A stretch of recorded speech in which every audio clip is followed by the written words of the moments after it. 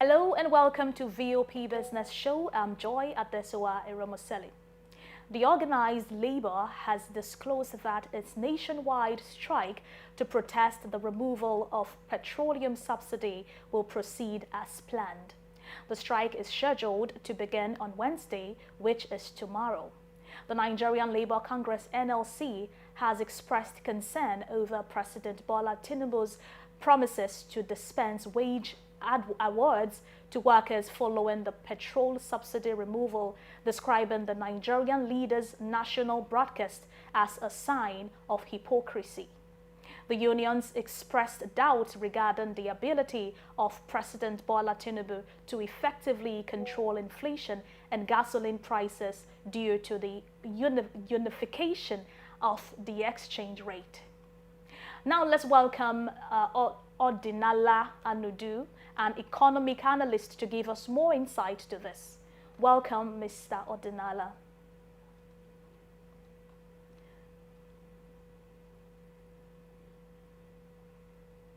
Okay, can you hear me? Okay, you'd have to unmute your mic, Mr. Anudu, so we can hear you in the studio. Oh, can you hear me now? Can you hear me? Yes, I can hear you now. Okay, I said, so my name is Odinaka Anodo.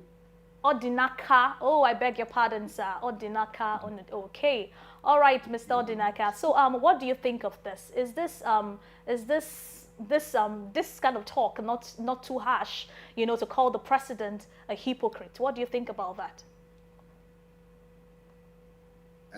Well, it depends on the context. If you look at it from the viewpoint of what happened around 2012, where the president was also one of those who protested, you probably will see where they are coming from. But I wouldn't call the president a hypocrite because he's trying his best to resolve some of the contemporary issues that are affecting Nigeria at the moment. Whether we like it or not, subsidy is expected to go or should go. Whether we like it or not, the multiple exchange rates are expected to have gone by now. So when the Labour says hypocrite, maybe they are looking at it from the viewpoint of what happened in 2012. Most of the actors in the current government were part of those who protested that in 2012, when the former president, Goodluck Jonathan, wanted to remove subsidy. So maybe they were just looking at it from that standpoint. All right, very well. Thank you very much. So, why is the president then praising the private sector when he has not set such example for them? Hello, Mr. Odinaka, can you hear me? Pardon? I said, why is... Yes, I can hear you. Yes, I said, why is the president praising the private sector when it has not set such example in the past? Well, probably this question should be directed to the president or the spokespersons. But the point is that the president is trying as much as possible to woo as many people as possible to his side. Some of the policies he took or he has taken are very controversial ones, because even though, yes, subsidy should go, you know that once subsidy goes, the price of fuel will rise. Even though subsidy multiple exchange rates should have gone by now, everybody knows that once that happens, prices of commodities will definitely rise. So the president is to play politics and get as many people to his side as possible. And that's my opinion. All right. In your opinion, what do you think this strike would bring? Would it bring us closer to a solution? The solution Nigerians desperately need at this time. Do you think the strike, action actually would actually bring us closer to what we desire as a nation? First of all, let me say that this is not a strike. I know there is there was a court injunction that actually stopped the NLC from going on strike. So what will happen tomorrow is a protest. And they made it very clear based on the statement they issued there. I think it was yesterday or 2 days ago. So But let me just point out that every day in the economy, if you sit down at home or you have a strike in Nigeria, each day you will be losing about $1.2 billion. So, which is something that we can't afford to do at the moment. So the labor has a right to protest. Let's not get it twisted. The labor unions have a right to protest because the way the economy is currently, the impact of some of the policies on the Nigerian people, the impact is not something that should be wished away. Many Nigerians are feeling the impact. So if the labor unions decide to actually protest, it's their right. But the truth is that it's going to have an impact on the economy because somebody might, or a group of people might decide to hijack it. That's the fear. And if that happens, it's going to cause a lot of social chaos. So we do not expect that. We expect the security agencies to manage the crisis, with wisdom, with some level of caution and wisdom, so that it does not degenerate into something else. But the truth of the matter is that for any time you have a disruption of any form, you are likely going to have some problems in the economy because some businesses will not open around that access, and it will definitely go back to the common person that you are fighting for. So you have to ensure that even though you protest, make sure that no group of persons hijacks it, because the truth of the matter is that a lot of people are not happy at the moment. People are smarting from the recent elections. So you won't rule it off that one or two groups might decide to hijack any protests and bring it down to what happened in 2020 and SARS. We're not praying for that. Yeah. All right. So, given all that is happening right now, do you think that the minimum wage can be reached this year, or do we wait till next year? You mean minimum wage? Yes, minimum wage, sir. It's a very funny. In fact, I don't know how much it is in dollars. If you do some calculations, you will see that the minimum wage is I don't think we should be talking about. If you look at the inflation, and if you look at what has happened in the last 8 to 9 years, Nigeria has been an inflationary economy in the sense that inflation has been on the rise, on the surge. So I am surprised that at this point we are still talking about 30,000 as a minimum wage. So if you want to increase the minimum wage of the common person, you need to probably factor in inflation, and that should be probably around above 100,000, because inflation has doubled since then, more than doubled since 2015. So you don't expect that the agreement you had in 2015 or 2016 or 2017 to bring the minimum wage from 18,000 to 30,000 should continue. So we shouldn't be talking about 30,000 minimum wage at the moment. It's nothing to write home about. If you put it in dollars, you see it's not even up to 2 hour wage that you earn in a place like the US, or even some African countries. So we shouldn't be talking about 30,000 minimum wage at the moment.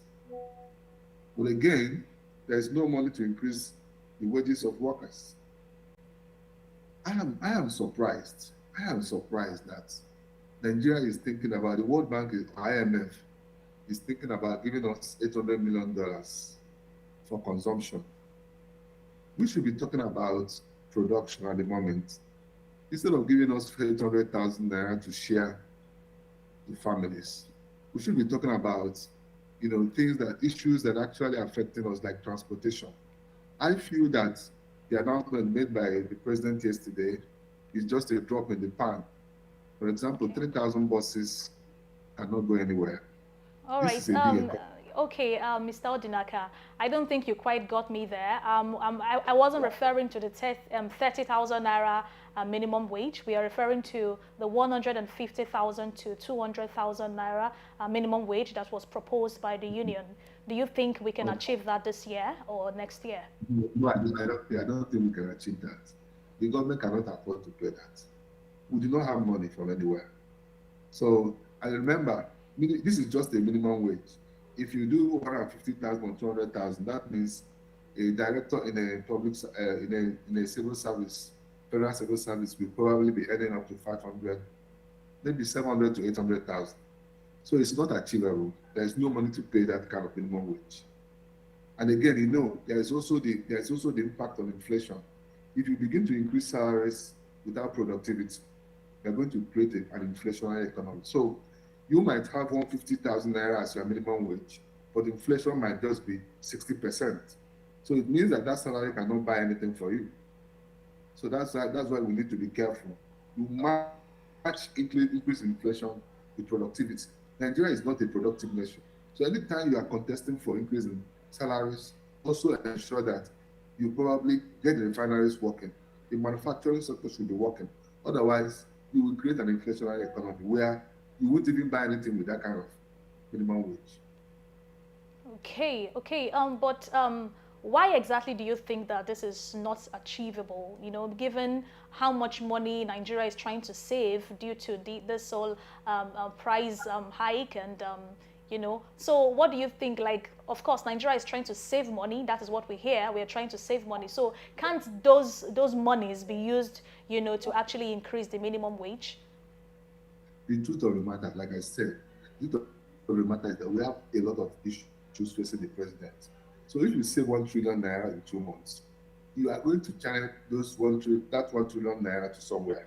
Must it go to the minimum wage? That's the question. So as an economist, all you need to do is to probably look at possibilities. How will I spend that money? Should I spend it on consumption, on production? If you ask me, spend it on production. Put it to the refinery. We spent almost $2 billion, yes, nearly $3 billion on the rehabilitation of our 3 refineries at the moment. Why is it not working? Why is everybody waiting for Dangote refinery? So all you need to do is that, why don't we begin to think about drawing a balance? Yes, let's increase minimum wage, but should you channel all the money to the minimum wage, you will increase inflation, galloping inflation. So you will not be able to buy anything from the market. So all you need to do is to create a balance. Increase the minimum wage, make it probably 60 to 70,000, but also channel it to other means. There are productive sectors like transportation. We need several buses. There has to be an arrangement where the workers must get to their places of work. Because the truth of the matter is that when everybody is sitting down at home because they cannot get to their offices, the GDP will contract, whether you like it or not. By the time you begin to get GDP numbers, they will contract. And once the GDP is contracting, what it simply means is poverty. If any moment you see negative GDPs, you will go into recession, and poverty will increase. So what I'm trying to say is that there has to be a balance. Divide that money into 2 or 3 or 4 or 5, increase the minimum wage, but channel it more to the productive sector. Ajaokuta is not working at the moment. Why? That Ajaokuta supplies up to 50% of inputs of manufacturers in Nigeria. You can ask them. So why is it not working? This is the kind of thing that you can use that money to do. Revive and vivify it so that manufacturers can get raw materials from Ajaokuta.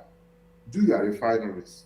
Why do we have to wait for one man, Dangote refinery, to actually, a whole economy, 200 million people waiting for help? When you have 3 refineries, one in Warri, one in Kaduna, and one in Port Harcourt, that are not functional.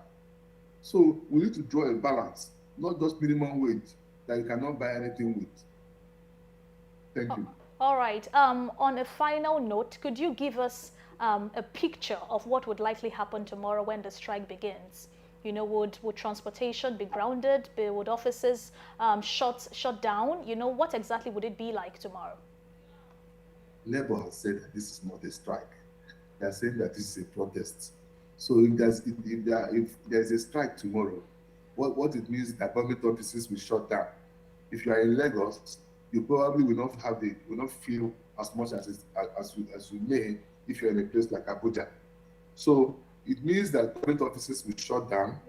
Even the mention of protests, many government offices will shut down. You also see that many people will not go to work. Even in Lagos, you find out that probably many people will not move to their offices. So the danger again is that if you prolong this kind of protest, you probably will have a contracting economy. We have a problem in Nigeria at the moment, and the level needs to ensure that they manage it properly. Let it not escalate, because many people might want to hijack that and prolong it for 1 week. Any moment to prolong, any moment to sit down at home in this economy, you are losing $1.2 billion, not million, $1.2 billion every day, that the economic activities are stagnant. So we cannot afford that at the moment. All right. Thank you so much, Mr. Odinaka Anudu, for joining us on the VOP Business Show. Thank you. All right.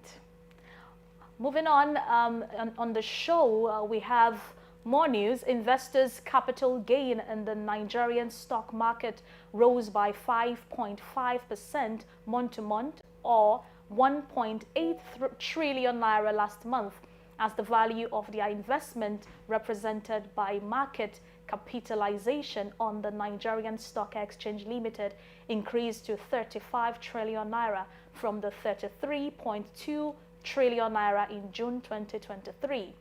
But the 5.5% gain represents a slower growth in investors' return compared to the 9.3% gain recorded in the preceding month of June.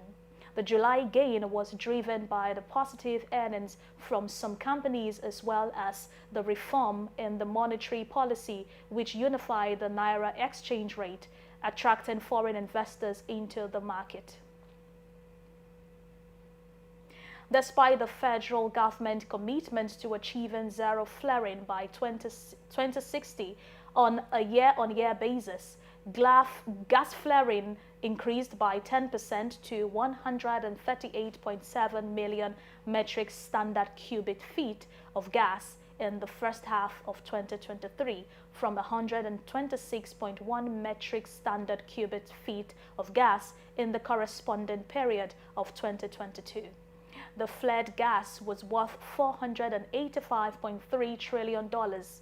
The National Oil Spill Detection and Response Agency, which disclosed this in its latest data, stated that the oil-producing companies responsible for the flaring would pay $277.3 million for breaching the gas flaring laws during the period. But judging from previous flare reports, the oil companies are not likely to pay the penalties soon as several billions of dollars are still outstanding against the firm. However, the report noted that the volume of gas flared during the period was equivalent to 7.4 million tons of carbon dioxide emission, which could have been utilized to generate 13,900 gigawatts of electricity per hour. NOSDRA lamented that despite efforts to reduce gas flaring, it has continued in Nigeria since 1950, releasing carbon dioxide and other gaseous substances into the atmosphere. This is even as the House of Representatives said it will begin a probe into $2.5 billion annual loss to gas flaring.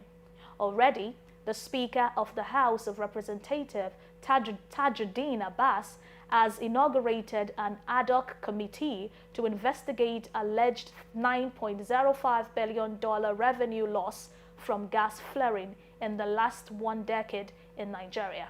The committee was charged to get the root cause of gas flaring and make recommendations to end the menace, stating that the probe is an acknowledgement of the urgent need to understand and mitigate environmental, social, and economic impacts of this practice. He noted that the flared gas represents lost revenue that could have been generated through its sale or utilization, adding that official records indicate that the country loses about $2.5 billion annually to gas flaring. He maintained that a major contributor to climate change and environmental degradation gas flaring has direct and indirect impact on soil, water, and wildlife. Meanwhile, the Commission Chief Executive of Nigerian Upstream Petroleum Regulatory Commission, Gbenga Komolafe, has insisted that the nation's Petroleum Industry Act has adequate provision to end flaring.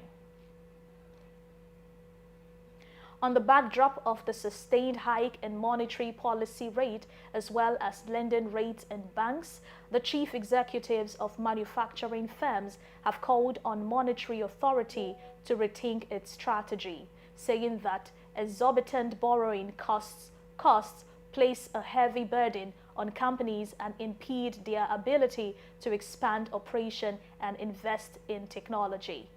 They also condemned the rapid increase of regulatory agencies and unpredictable fiscal policy environment in Nigeria, saying that the latter poses significant challenges to long-term planning and investment decisions.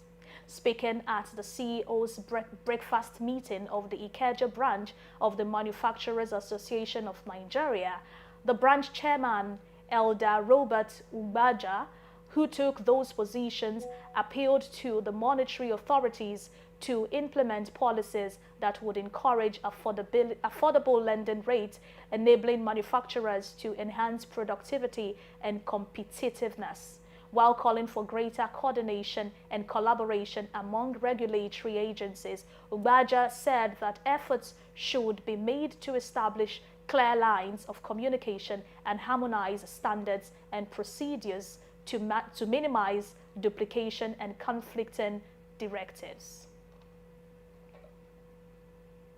The national president of the Nigerian Association Chambers of Commerce, Industry, Mines and Agriculture, Dele Kelvin Oye, has called for deeper collaboration between Nigeria and Spain to expand the bilateral trade beyond the current $4 billion.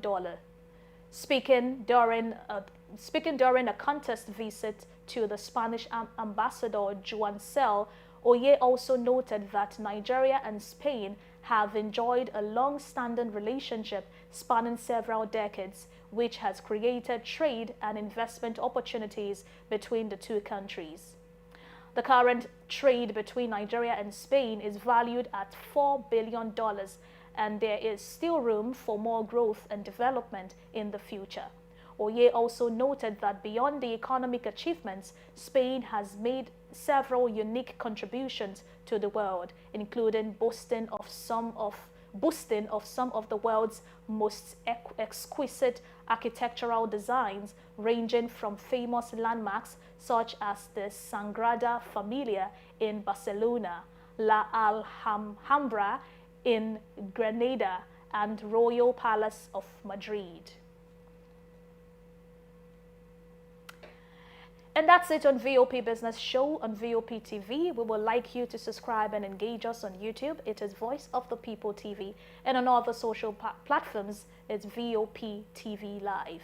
I'm Joy Adesua Iromoseli. Thanks for watching.